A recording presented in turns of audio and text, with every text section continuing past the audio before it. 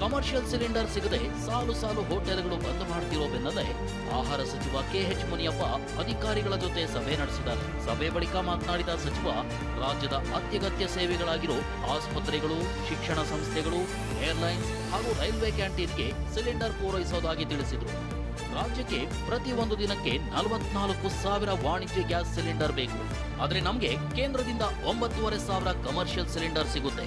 ಈ 9,500 ಸಿಲಿಂಡರ್ಗಳಲ್ಲಿ ಆಸ್ಪತ್ರೆಗಳಿಗೆ 4,000, ಆಟೋಗಳಿಗೆ 2,500, ಹೋಟೆಲ್ಗಳಿಗೆ 1,000 ಸಿಲಿಂಡರ್ ಪೂರೈಕೆ ಮಾಡಲು ನಿರ್ಧರಿಸಿದ್ದೀವಿ ಅಂತ ತಿಳಿಸಿದರು. ಎಸೆನ್ಷಿಯಲ್ ಸರ್ವಿಸಸ್ ಬಿಟ್ಟರೆ 1,000 ಸಿಲಿಂಡ್ರು ಒಂದು ದಿನಕ್ಕೆ ನಮಗೆ ಅವಕಾಶ ಇದೆ. ಇದನ್ನ ಎಂಟೈರ್ ಹೋಟ್ಲ್ ಇಂಡಸ್ಟ್ರಿ ಅವರಿಗೆ ಕೊಡ್ತೇವೆ. ಅವ್ರಿಗೊಂದು ಅಸೋಸಿಯೇಷನ್ ಇದೆ ಮತ್ತು ಡಿಸ್ಟ್ರಿಬ್ಯೂಟರ್ ರಿಜಿಸ್ಟ್ರು ಇವೆಲ್ಲ ಇದೆ. ಏನೆಲ್ಲ ಸರ್ವಿಸ್ ಮಾಡೋರ್ಗೆ ಊಟ ಮಾಡ್ಕೊಳ್ಳೋಕೆ ಅವಕಾಶ ಆಗ್ಬೋದು ಅಂತ ಅನಿಸುತ್ತೆ ನನಗೆ. ಯಾಕಂದರೆ ಆ ಸರ್ವಿಸ್ ಮಾಡೋರು ಊಟಕ್ಕೆ ಎಲ್ಲಿ ಹೋಗ್ತಾರೆ. ಒಂದು ವಾರ ಇದನ್ನು ಸುಧಾರಿಸ್ಕೊಂಡೆ ಬಹುತೇಕ ಇನ್ನೂ ಚೆನ್ನಾಗಿದೆ. ನಮ್ಗೆ ಇನ್ನೂ ಹೆಚ್ಚಿನ ಹಡಗುಗಳು ಬರೋದಕ್ಕೆ ಅಸೋಸಿಯೇಷನ್ ಅಥವಾ ಒಂದು ಮಾಲೀಕರಿಗೆ ಏನೂ ಇಲ್ಲ ಅಂತ ಹೇಳಿದ್ದಕ್ಕೆ ಅಟ್ಲೀಸ್ಟ್ ಅವ್ರು ಕೆಲಸ ಮಾಡೋರಾದರೂ ಊಟ ಮಾಡಿಕೊಂಡು ಈ ವಾರ ಅದಾದಮೇಲೆ ಇಂಪ್ರೂವ್ಮೆಂಟ್ ಆಗಲೇ ಆಗ್ತದೆ ಅಂತ ನಾನು ಆಶಾಭಾವಿಸಿದ್ದೀನಿ. ದೇಶಾದ್ಯಂತ ಇಂಧನ ಪೂರೈಕೆ ವ್ಯತ್ಯಯಕ್ಕೆ ಕೇಂದ್ರ ಸರ್ಕಾರವೇ ಕಾರಣ ಅಂತ ರಾಜ್ಯಸಭೆಯಲ್ಲಿ ಪ್ರತಿಪಕ್ಷ ನಾಯಕ ಮಲ್ಲಿಕಾರ್ಜುನ ಖರ್ಗೆ ವಾಗ್ದಾಳಿ ನಡೆಸಿದ್ದಾರೆ. ಕೇಂದ್ರ ಪೆಟ್ರೋಲಿಯಂ ಸಚಿವರು ಎಲ್ಪಿಜಿ ಕೊರತೆಯೇ ಇಲ್ಲ ಅಂತಾರೆ. ಆದರೆ ವಾಸ್ತವದ ಬಗ್ಗೆ ಸರ್ಕಾರದ ತಪ್ಪು ಸಾಬೀತಾಗಿದೆ ಅಂತ ಗುಡುಗಿದ್ದಾರೆ. ಇದಕ್ಕೆ ಕೇಂದ್ರ ಸಚಿವ ಜೆಪಿ ನಡ್ಡಾ ಆಕ್ಷೇಪ ವ್ಯಕ್ತಪಡಿಸಿದ್ದಾರೆ. पेट्रोल मंत्री जी ने लोकसभा में दावा किया एलपीजी की कोई कमी नहीं है, रूमर से सावधान रहिए कि लेकिन जमीनी हकीकत सरकारी दावों को गलत साबित करती है. ಮತ್ತೊಂದೆಡೆ ಕೇಂದ್ರ ಸರ್ಕಾರ ಕಣ್ಣು ಮುಚ್ಚಿಕೊಂಡು ಏನೂ ಆಗ್ತಿಲ್ಲ ಅಂದ್ಬಿಟ್ರೆ ಸಮಸ್ಯೆ ಪರಿಹಾರ ಆಗಲ್ಲ. ಗ್ಯಾಸ್ ಸಮಸ್ಯೆಯಿಂದ ದೇಗುಲಗಳಲ್ಲಿ ದಾಸೋಹ ನಿಂತಿದೆ. ಪ್ರಧಾನಮಂತ್ರಿಗಳು ಮನ್ ಕಿ ಬಾತ್ ಹೇಳೋದಕ್ಕಷ್ಟೇ ಇರೋದಾ ಅಂತ ಸಚಿವ ಪ್ರಿಯಾಂಕ್ ಖರ್ಗೆ ಪ್ರಶ್ನಿಸಿದ್ದಾರೆ. ಯುದ್ಧದ ಹೊಡೆತಕ್ಕೆ ಗ್ಯಾಸ್ ಸಿಲಿಂಡರ್ ಹಾಹಾಕಾರ ಶುರುವಾಗಿರೋದನ್ನ ಖಂಡಿಸಿ ಕೇಂದ್ರ ಸರ್ಕಾರದ ವಿರುದ್ಧ ಕಾಂಗ್ರೆಸ್ ಕಾರ್ಯಕರ್ತರು ಪ್ರತಿಭಟಿಸಿದ್ದಾರೆ. ಅಮೆರಿಕ ಜೊತೆಗಿನ ವ್ಯಾಪಾರ ಒಪ್ಪಂದ ಮತ್ತು ಎಲ್ಪಿಜಿ ಕೊರತೆ ಖಂಡಿಸಿ ದೆಹಲಿಯಲ್ಲಿ ತೀವ್ರ ಪ್ರತಿಭಟನೆ ನಡೆಸಿ ಕೇಂದ್ರ ಸರ್ಕಾರದ ವಿರುದ್ಧ ಧಿಕ್ಕಾರ ಕೂಗಿದ್ರು. ಈ ವೇಳೆ ಸಂಸತ್ತಿಗೆ ಮುತ್ತಿಗೆ ಹಾಕಲು ಯತ್ನಿಸಿದ್ದು ಪ್ರತಿಭಟನಾಕಾರರನ್ನ ಪೊಲೀಸರು ವಶಕ್ಕೆ ಪಡೆದರು. ಗ್ಯಾಸ್ ಸಿಲಿಂಡರ್ ಕೊರತೆ ಖಂಡಿಸಿ ಇತ್ತ ರಾಜ್ಯದಲ್ಲೂ ಕಾಂಗ್ರೆಸ್ ಕಾರ್ಯಕರ್ತರು ಪ್ರತಿಭಟನೆ ನಡೆಸಿದರು. ರಾಮನಗರದ ಐಜೂರು ವೃತ್ತದಲ್ಲಿ ಮಹಿಳಾ ಕಾಂಗ್ರೆಸ್ ಘಟಕ ಅಣುಕು ಸಿಲಿಂಡರ್ ಇಟ್ಟು ಪ್ರತಿಭಟನೆ ನಡೆಸಿತು. ಚಿಕ್ಕಮಗಳೂರಿನಲ್ಲೂ ಕಾಂಗ್ರೆಸ್ ಪ್ರತಿಭಟನೆ ನಡೆಸಿದ್ದು ಖಾಲಿ ಸಿಲಿಂಡರ್ ಪ್ರದರ್ಶಿಸಿ ಆಕ್ರೋಶ ಹೊರಹಾಕಲಾಯಿತು.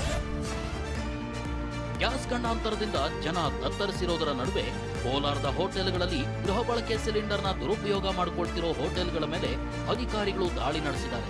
ಕೋಲಾರದ ಕೆಲ ಹೋಟೆಲ್ಗಳ ಮೇಲೆ ಎಡಿಸಿ ಮಂಗಳಾ ನೇತೃತ್ವದಲ್ಲಿ ದಾಳಿ ನಡೆಸಿ ಪರಿಶೀಲಿಸಲಾಯಿತು. ಇನ್ನು ಚಿಕ್ಕಮಗಳೂರಿನಲ್ಲಿ ಗೃಹ ಬಳಕೆ ಸಿಲಿಂಡರ್ನ ಬಳಸುತ್ತಿದ್ದ ಹೋಟೆಲ್ ವಿರುದ್ಧ ಆಹಾರ ಇಲಾಖೆ ಅಧಿಕಾರಿಗಳು ಕೇಸ್ ದಾಖಲಿಸಿದ್ದಾರೆ. 3 ಸಿಲಿಂಡರ್ ವಶಕ್ಕೆ ಪಡೆದು ಕ್ರಮಕ್ಕೆ ಮುಂದಾಗಿದ್ದಾರೆ. ಮತ್ತೊಂದೆಡೆ ಕೊಪ್ಪಳದ ಹೊಸಪೇಟೆ ಬಳಿಯ ಗುರುಪ್ರಸಾದ್ ಭಾರತ್ ಗ್ಯಾಸ್ ಏಜೆನ್ಸಿ ಮುಂದೆ ಗ್ರಾಹಕರು ಸಿಲಿಂಡರ್ಗಾಗಿ ಪರದಾಡಿದ್ದಾರೆ. ಕಾದು ಸಿಲಿಂಡರ್ಗಳನ್ನೇ ಕ್ಯೂನಲ್ಲಿಟ್ಟು ಆಕ್ರೋಶ ಹೊರಹಾಕಿದ್ದಾರೆ. ದೇಶಾದ್ಯಂತ ಗ್ಯಾಸ್ ಅಭಾವ ಹೆಚ್ಚಾಗ್ತಿದ್ದಂತೆ ಸಿಲಿಂಡರ್ಗಳ ಕಳ್ಳತನ ಪ್ರಕರಣಗಳು ವರದಿಯಾಗ್ತಿವೆ. ಬೀದರ್ನ ಬಾಲ್ಕಿ ಪಟ್ಟಣದಲ್ಲಿರುವ ಭಾರತ್ ಗ್ಯಾಸ್ ಗೋದಾಮಿನಲ್ಲಿ ಮಲ್ಲಿಕಾರ್ಜುನ ಕಂಟೆಪ್ಪ ಅನ್ನೋರು ಗ್ಯಾಸ್ ಸಿಲಿಂಡರ್ ಖರೀದಿಸಲು ಹೋಗಿದ್ರು. ಮಲ್ಲಿಕಾರ್ಜುನ ಖರೀದಿಸಿ ಇಟ್ಟಿದ್ದ ಸಿಲಿಂಡರ್ ಅನ್ನ ಕಿಡಿಗೇಡಿಗಳು ಕದ್ದೊಯ್ದಿದ್ದಾರೆ. ಕಳುವಾದ ಸಿಲಿಂಡರ್ ಹುಡುಕಿ ಕೊಡಿ ಅಂತ ಮಲ್ಲಿಕಾರ್ಜುನ ಕಂಟೆಪ್ಪ ಬಾಲ್ಕಿ ಪೊಲೀಸ್ ಠಾಣೆಯಲ್ಲಿ ದೂರು ದಾಖಲಿಸಿದ್ದಾರೆ. ಇನ್ನು ತೆಲಂಗಾಣದ ಸೂರ್ಯಾಪೇಟ್ ಜಿಲ್ಲೆಯಲ್ಲಿ ವ್ಯಕ್ತಿಯೋರ್ವ ಟ್ರ್ಯಾಕ್ಟರ್ ವರ್ಕ್ಶಾಪ್ನಲ್ಲಿ ಇಟ್ಟಿದ್ದ ಸಿಲಿಂಡರ್ ಅನ್ನ ಕದ್ದೊಯ್ದಿದ್ದಾನೆ. ಸಿಲಿಂಡರ್ ಕಳ್ಳತನದ ದೃಶ್ಯ ಸಿಸಿಟಿವಿಯಲ್ಲಿ ಸೆರೆಯಾಗಿದೆ.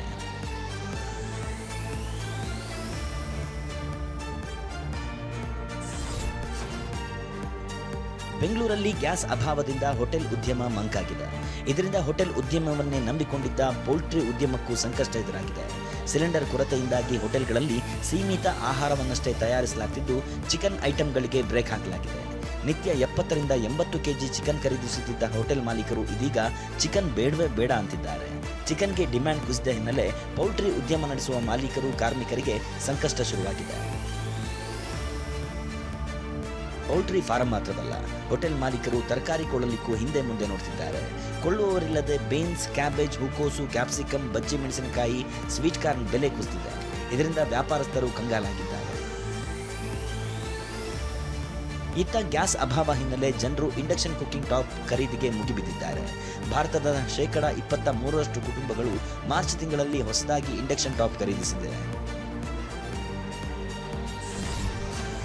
ಅಮೆರಿಕ, ಇಸ್ರೇಲ್ ಮತ್ತು ಇರಾನ್ ನಡುವಿನ ಯುದ್ಧದ ಪರಿಣಾಮ ಕೆಂಪೇಗೌಡ ವಿಮಾನ ನಿಲ್ದಾಣದಿಂದ ತೆರಳಬೇಕಾಗಿದ್ದ 24 ವಿಮಾನಗಳು ರದ್ದಾಗಿವೆ.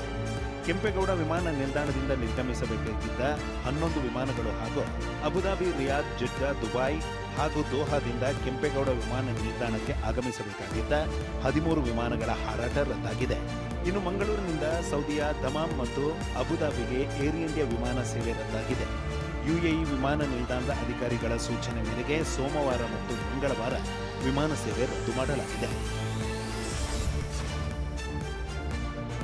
10 ರಾಜ್ಯಗಳ 37 ರಾಜ್ಯಸಭಾ ಸ್ಥಾನಗಳಿಗೆ ಇಂದು ಬಿರುಸಿನ ಚುನಾವಣೆ ನಡೆಯಿತು. ಈ ಪೈಕಿ 7 ರಾಜ್ಯಗಳ 26 ಸ್ಥಾನಗಳಿಗೆ ಅಭ್ಯರ್ಥಿಗಳು ಅವಿರೋಧವಾಗಿ ಆಯ್ಕೆಯಾಗಿದ್ದಾರೆ. ಬಿಹಾರ, ಹರಿಯಾಣ ಮತ್ತು ಒಡಿಶಾದ 11 ಸ್ಥಾನಗಳಿಗೆ ಅಭ್ಯರ್ಥಿಗಳ ಆಯ್ಕೆಗೆ ಮತದಾನ ನಡೆದಿದೆ. ಒಡಿಶಾ ರಾಜ್ಯಸಭೆ ಚುನಾವಣೆಯ ಮತದಾನದ ವೇಳೆ ಹೈಡ್ರಾಮಾ ನಡೆದಿದೆ. ಬಿಜು ಜನತಾದಳ ಮತ್ತು ಕಾಂಗ್ರೆಸ್ನ ಜಂಟಿ ಅಭ್ಯರ್ಥಿ ವಿರುದ್ಧ ಸುಮಾರು 10 ಶಾಸಕರು ಅಡ್ಡ ಮತದಾನ ಮಾಡಿದ್ದಾರೆ ಎನ್ನಲಾಗಿದೆ. ಬಿಜೆಪಿ ಬೆಂಬಲಿತ ಅಭ್ಯರ್ಥಿ ದಿಲೀಪ್ ರೇ ಪರ ಬಿಜೆಡಿ ಮತ್ತು 5 ಕಾಂಗ್ರೆಸ್ ಶಾಸಕರು ಮತದಾನ ಮಾಡಿದ್ದಾರೆ ಎನ್ನಲಾಗಿದೆ. ಬಿಹಾರದಲ್ಲಿ 5 ಸ್ಥಾನಗಳಿಗೆ ನಡೆದ ಮತದಾನದ ವೇಳೆ 3 ಕಾಂಗ್ರೆಸ್ ಶಾಸಕರು ಮತ್ತು ಓರ್ವ ಆರ್ಜೆಡಿ ಶಾಸಕ ಗೈರಾಗಿದ್ದಾರೆ. ಬಿಹಾರದಲ್ಲಿ ಎನ್ಡಿಎ ಎಲ್ಲ 5 ಸ್ಥಾನಗಳನ್ನು ಗೆದ್ದು ಬೀಗಿದೆ. ಹರಿಯಾಣದಲ್ಲಿ 2 ಕಾಂಗ್ರೆಸ್ ಶಾಸಕರು ಮತದಾನ ಮಾಡುವ ವೇಳೆ ಅಕ್ರಮ ನಡೆದಿದೆ ಎಂದು ಆರೋಪಿಸಲಾಗಿದೆ. ಕಾಂಗ್ರೆಸ್ ಕ್ಯಾಬಿನೆಟ್ ಸಚಿವರಾಗಿರುವ ಅನಿಲ್ ವಿಜ್ ಮತದಾನ ಮಾಡಿದ್ದರ ಬಗ್ಗೆ ಆಕ್ಷೇಪ ಎತ್ತಿದೆ. ಈ ಆಕ್ಷೇಪದ ಬಗ್ಗೆ ಅಧಿಕಾರಿಗಳು ಪರಿಶೀಲನೆ ನಡೆಸುತ್ತಿರುವುದರಿಂದ ಮತ ಎಣಿಕೆ ಕಾರ್ಯವನ್ನು ತಡೆಯಲಾಗಿದೆ. ಮಾಜಿ ಪ್ರಧಾನಿ ಎಚ್.ಡಿ. ದೇವೇಗೌಡ ಕಾಂಗ್ರೆಸ್ ಅಧಿನಾಯಕಿ ಸೋನಿಯಾ ಗಾಂಧಿಗೆ 2 ಪುಟಗಳ ಸುದೀರ್ಘ ಪತ್ರ ಬರೆದಿದ್ದಾರೆ. ಸಂಸತ್ನಲ್ಲಿ ಕಾಂಗ್ರೆಸ್ ಮತ್ತು ಮಿತ್ರ ಪಕ್ಷಗಳ ಸದಸ್ಯರ ವರ್ತನೆ ಬಗ್ಗೆ ಆಕ್ಷೇಪಿಸಿದ್ದಾರೆ. ಸಂಸತ್ ಒಳಗೆ ವಿಪಕ್ಷಗಳಿಂದ ಆಗ್ತಿರೋ ಅಡ್ಡಿ ದೇಶದ ಪ್ರಜಾಪ್ರಭುತ್ವದ ಅಡಿಪಾಯಕ್ಕೆ ಹಾನಿ ಮಾಡಬಹುದು ಎಂದಿದ್ದಾರೆ.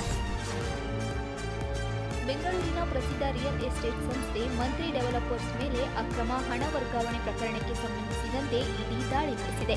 ಗ್ರಾಹಕರ ಹಣ ವಿದೇಶದಲ್ಲಿ ಹೂಡಿಕೆ ಆರೋಪದಡಿ ದಾಳಿ ನಡೆಸಿ 14 ಇಡಿ ತನಿಖಾಧಿಕಾರಿಗಳು ಪರಿಶೀಲಿಸಿದ್ದಾರೆ. 2023ರಲ್ಲಿ 300 ಕೋಟಿ ಮೌಲ್ಯದ ಆಸ್ತಿ ಜಪ್ತಿಯಾಗಿತ್ತು. ಈ ರಸ್ತೆ ಮೇಲೆ ಮಂಜಿನ ಹೊದಿಕೆಯಂತಿರೋ ಆಲಿಕಲ್ಲುಗಳನ್ನ ನೋಡಿ. ಹಾಸನದಲ್ಲಿ ಬಿದ್ದಿರೋ ಆಲಿಕಲ್ಲು ಮಳೆಯ ನೋಟವಿದು. ಬಿಸಿಲಿನ ನಡುವೆ ದಿಢೀರ್ ಸುರಿದ ಆಲಿಕಲ್ಲು ಮಳೆ ಶಿಮ್ಲಾದಂತೆ ಭಾಸವಾಗಿದೆ. ಮೈಸೂರು, ಚಿಕ್ಕಮಗಳೂರಲ್ಲೂ ಆಲಿಕಲ್ಲು ಮಳೆ ಭೂಮಿಗೆ ತಂಪೆರೆದಿದೆ. ಬೆಂಗಳೂರಿನ ಚಿನ್ನಸ್ವಾಮಿ ಸ್ಟೇಡಿಯಂನಲ್ಲಿ ಐಪಿಎಲ್ ಪಂದ್ಯ ಆಡಲು ರಾಜ್ಯ ಸರ್ಕಾರ ಅಧಿಕೃತ ಅನುಮತಿ ನೀಡಿದೆ. ಈ ಬಗ್ಗೆ ಕೆಎಸ್ಸಿಎ ವಕ್ತಾರ ವಿಜಯ್ ಮೃತ್ಯುಂಜಯ ಮಾಹಿತಿ ನೀಡಿದ್ದಾರೆ. ಸುರಕ್ಷತೆ ಸೇರಿದಂತೆ ಎಲ್ಲಾ ನಿಯಮ ಪಾಲಿಸಲು ಸೂಚಿಸಿ ಅವಕಾಶ ನೀಡಲಾಗಿದೆ. ಎಸಿಎಂ ಗೃಹ ಸಚಿವರು ಪೊಲೀಸರಿಗೆ ಧನ್ಯವಾದ ಅಂತ ವಿಜಯ್ ಹೇಳಿದ್ದಾರೆ. ಬೆಂಗಳೂರಿನಲ್ಲಿ 22 ಕ್ಯಾರೆಟ್ನ 1 ಗ್ರಾಂ ಚಿನ್ನದ ದರ ನಿನ್ನೆ 14,635 ಇತ್ತು. ಇಂದು 14,430ಕ್ಕೆ ಇಳಿದಿದೆ.